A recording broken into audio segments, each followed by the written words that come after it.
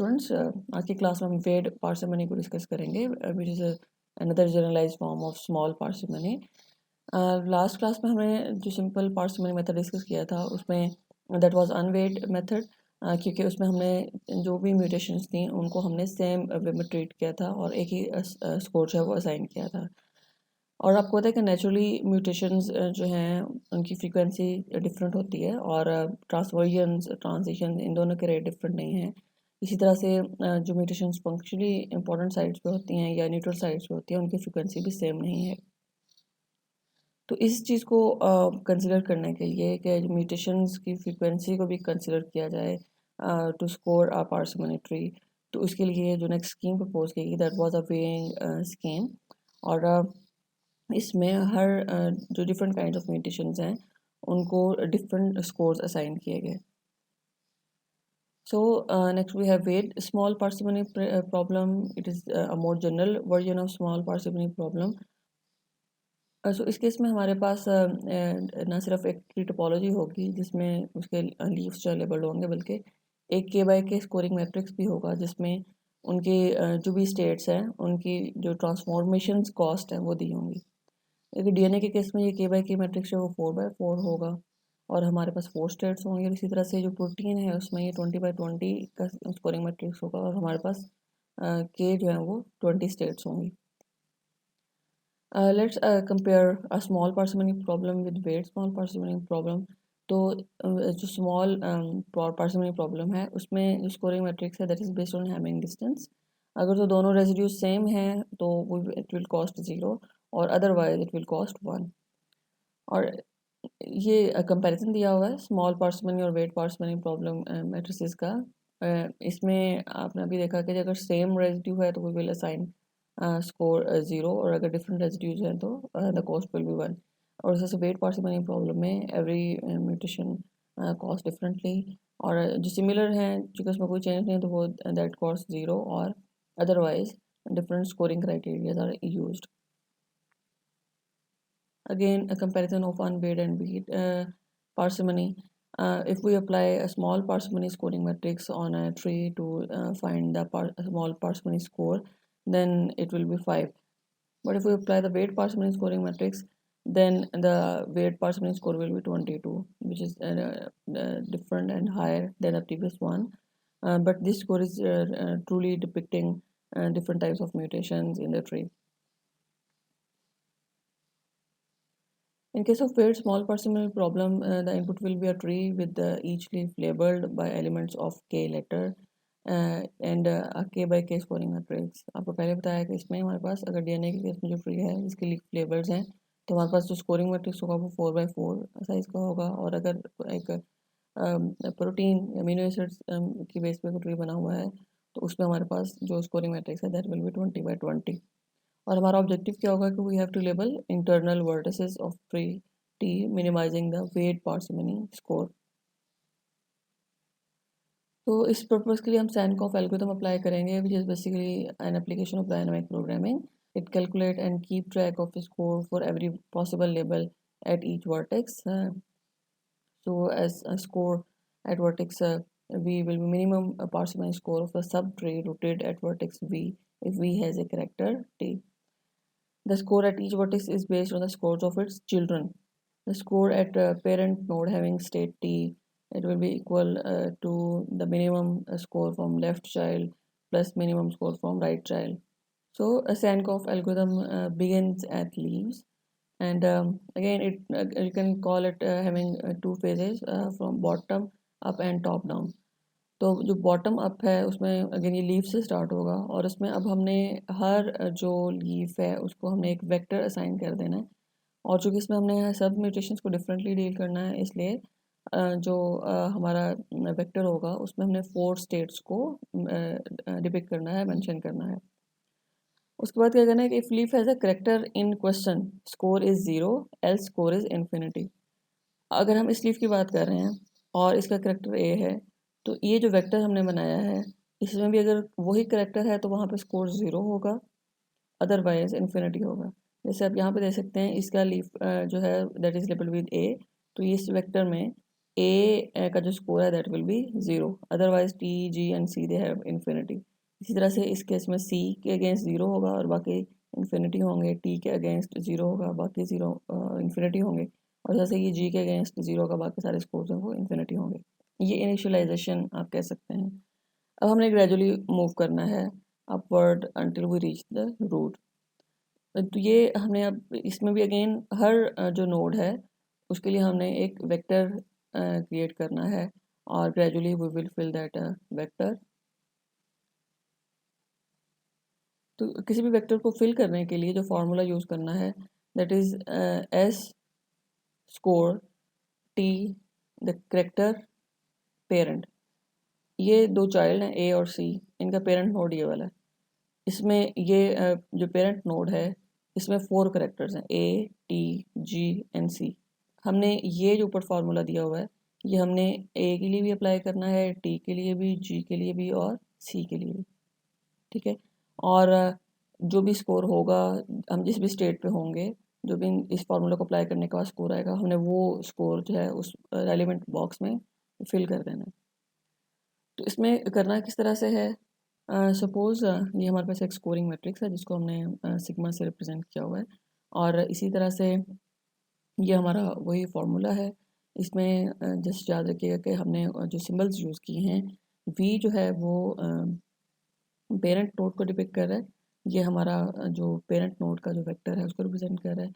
जैसे एस जो है स्कोर के लिए है, T is for character, initially हमारा जो करेक्टर जिसको हम फिल करेंगे वो ए है। फिर इसी तरह से मिनिमम ऑफ आई, आई जो है ना वो हमारा जो लेफ़्ट चाइल्ड है उसमें जो पॉसिबल स्टेट्स हैं उनको रिप्रेजेंट कर रहा है। I will be A T C and G, और जो लेफ़्ट चाइल्ड है उसको रिप्रेजेंट करने के लिए जो हम सिंबल यूज़ करें दैट इज़ यू। आई जो है वो पॉसिबल स्टेट्स हैं और यू जो है वो इस लेफ़्ट चाइल्ड को डिपिक्ट करने के लिए, उसके वेक्टर को रिप्रेजेंट करने के लिए एक लेटर यूज़ किया हमने। इसी तरह से जो राइट चाइल्ड है उसके लिए उसकी स्टेट को रिपीट करने के लिए हमने लेटर जे यूज़ किया है, जे ए टी सी जी, ये राइट चाइल्ड की स्टेट को रिप्रेजेंट कर रहा है। और राइट चाइल्ड के वेक्टर को या उस राइट चाइल्ड को रिप्रेजेंट करने के लिए हमने डब्ल्यू लेटर यूज़ किया हुआ है। और इसी तरह से ये जो सिग्मा है ये हमारे स्कोरिंग मैट्रिक्स को रिप्रेजेंट कर रहा है। जे एंड टी, टी जो पेरेंट का करेक्टर जिसको हम फिल कर रहे हैं, और जे जो है वो आपके जो राइट चाइल्ड है उसकी स्टेट्स होंगी। आइए देखते हैं कि हम इस फार्मूला को अप्लाई करके किस तरह से पेरेंट नोड की जो स्टेट ए है उसके लिए हम स्कोर फाइंड आउट कर सकते हैं। उनकी आसानी के लिए मैंने इस फार्मूला के हिसाब से दो डिफरेंट मैट्रिक्स बना दिए हैं। फर्स्ट पार्ट जो है जो कि लेफ़्ट चाइल्ड का है उसके लिए एक सेपरेट मैट्रिक्स है, और जो दूसरा पार्ट है जो कि राइट चाइल्ड के लिए है उसके लिए एक सेपरेट मैट्रिक्स है। तो सबसे पहले ये जो फार्मूला है इसमें जो हमारे पास सिंबल्स हैं वो कौन कौन से हैं। Basically we have to take minimum of all I, और आई आपको पता है कि क्या है, A T and C G. Then हमें किस दो स्कोर्स को ऐड करना है, score of I at U, U हमारा जो है वो लेफ़्ट चाइल्ड नोड था, और इसी तरह से हमने उसके साथ जो भी स्कोर होगा उस, अगर सपोज़ आई जो है वो हमारा ए है तो हम देखेंगे कि यू जो वेक्टर है उसमें क्या स्कोर है। और फिर ये सिग्मा आई टी है, अगर आई हमारा ए है और टी भी ए है तो हम इस मैट्रिक्स में ए और ए के अगेंस्ट जो भी स्कोर होगा वो नोट कर लेंगे। तो फर्स्ट टाइम जो है हमारे पास आई है दैट इज़ ए, तो एस आई ऑफ यू, आपको याद होगा कि जो हमारे पास लेफ़्ट चाइल्ड है उसमें वेक्टर ए में इन्फिनिट 0 लिखा हुआ है और टी जी और सी के अगेंस्ट इन्फिनिटी लिखा हुआ है। तो यही वैल्यूज़ हमने यहाँ पे ये फिल कर देनी है। ए के अगेंस्ट 0 है, score of state A in left child node U is 0, score of T in left node U is infinity, for G is infinity, for C is infinity. Then the next thing is we have to take scores from scoring matrix। तो सबसे पहले हमारे पास जो state A है और parent node की भी स्टेट ए है, तो उसके लिए हम ए और ए के अगेंस्ट यहाँ पे देखेंगे स्कोर क्या है, 0।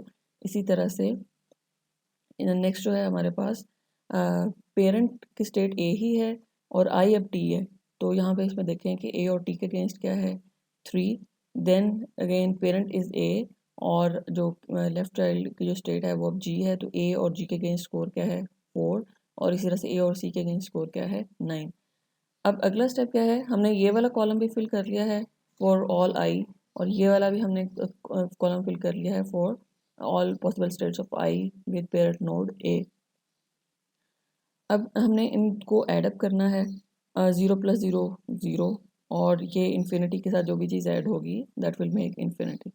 तो अब ये हमारा मैट्रिक्स जो है वो कंप्लीट हो गया है, और इसमें हमने क्या करना है, we have to pick minimum value, और मिनिमम वैल्यू क्या है ये मैंने यहाँ पे बोल्ड किया उसको, कि मिनिमम वैल्यू जो है वो 0 है। ये तो हमारी लेफ़्ट चाइल्ड की स्टोरी है। इसी से अगर हम राइट साइड पे देखें तो आपको पता है कि हम पेरेंट नोड कौन सी स्टेट को फिल कर रहे हैं, हम ए स्टेट को फिल कर रहे हैं। इट मीन्स कि जो स्मॉल टी है वो इस वक्त हमारा ए है, और हमारे पास जो राइट चाइल्ड है उसके लिए हमने ये वाला एक्सप्रेशन यूज़ करना है, minimum of J. J represent करता है राइट चाइल्ड की सारी स्टेट्स को। तो जे इनिशियली ए होगा, फिर टी होगा, फिर जी होगा, फिर सी होगा। इस तरह से डब्ल्यू जो है वो हमारे राइट चाइल्ड को रिप्रेजेंट कर रहा है, और सिग्मा जो है वो स्कोरिंग मैट्रिक्स को रिप्रेजेंट कर रहा है, जे अगेन स्टेट्स हैं, और टी जो है वो इस वक्त हमारे पास क्या है, ए है। तो अगेन इसी मैट्रिक्स को हम फिल करेंगे। पहला हमारे पास एस जे डब्ल्यू है, एस जे डब्ल्यू अगर जे जो है वो ए होगा, तो अगर आप ये राइट चाइल्ड को देखें तो इसमें ए टी जी के अगेंस्ट इन्फिनिटी स्कोर लिखा हुआ है और सी के अगेंस्ट 0 है। तो यहाँ पे सिर्फ सी के जो अगेंस्ट है, score of C in child W is 0, otherwise it is infinity. इसी तरह से जो स्कोरिंग मैट्रिक्स में आप देखें तो हमारा वही पेरेंट नोड, जिस पेरेंट स्टेट को हम डील करें दैट इज़ ए, और जे जो है वो इनिशियली ए है, तो ए और ए के अगेंस्ट स्कोर हमारे पास 0 है, और इसी से टी और ए के अगेंस्ट जो स्कोर है वो 3 है, जी और ए के अगेंस्ट स्कोर जो है वो 4 है, और सी और ए के अगेंस्ट जो है वो 9 है। तो इसमें अब नेक्स्ट हमारा स्टेप, हमने ये जो है कंप्लीट कर लिया है। अब हमने नेक्स्ट क्या करना है, इनको सम करना है। तो infinity will make the answer infinity, और लास्ट हमारे पास सी स्टेट है उसमें 0 + 9 जो है वो क्या बन जाएंगे 9। अब हमने इस वाले मैट्रिक्स में भी से भी स्मॉलेस्ट पिक करना है, तो हम इसमें स्मॉलेस्ट हमें कहाँ पे नज़र आ रहा है 9। तो हमारा जो लेफ़्ट चाइल्ड है उसमें मिनिमम वैल्यू कौन सी है 0, और जो राइट चाइल्ड है उसमें मिनिमम वैल्यू कौन सी है 9। अब हमने क्या करना है, इन दोनों को ऐड अप कर देना है, और ऐड अप करने के बाद जो हमारे पास आंसर आया है 9, वो हमने पेरेंट नोड वी में स्टेट ए के अगेंस्ट जो है वो राइट डाउन कर देना है। तो ये अगेन हमारे लेफ्ट चाइल्ड से जो स्कोर है दैट इज़ 0, और राइट चाइल्ड से 9 है, 0 + 9। तो हमने इसको फिल कर देना है इस तरह से, जो हमारा वेक्टर वी है पेरेंट नोड के लिए उसमें against state A.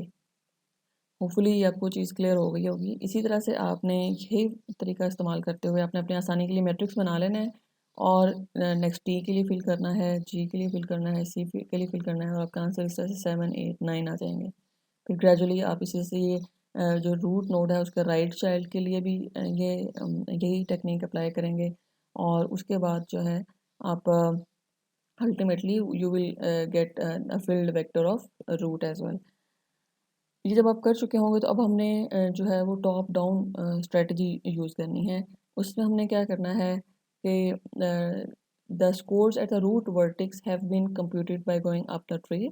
After the scores at root vertex are computed, the Sankoff algorithm moves down the tree and assign each vertex with optimal character. अब हमने क्या करना है, we have to move down and we have to assign optimal character, और इसमें हमने क्या करना है कि we have to pick the smallest score. The smallest score at root is minimum weight parsimony score. In this case 9, so labeled with T। मतलब हम यहाँ पे जो है T को पिक करेंगे, और जो हमारा रूट नोड है that will be labeled with character T। Then we will move down और देखेंगे कि 9 जो है वो बेसिकली किस तरह से ड्राइव हो सकता है, क्योंकि ये जो 9 स्कोर है that is basically cumulative score coming from left and right child. तो हमें देखें कि 9 जो है इट इज़ ड्राइव फ्रॉम 7 + 2। आप बाकी भी कॉम्बिनेशन चेक कर सकते हैं, तो 7 + 2, और हम जो हैं जो लेफ्ट नोड है उसको भी टी करेक्टर असाइन कर देंगे, और राइट चाइल्ड है उसको भी टी करेक्टर असाइन कर सकते हैं।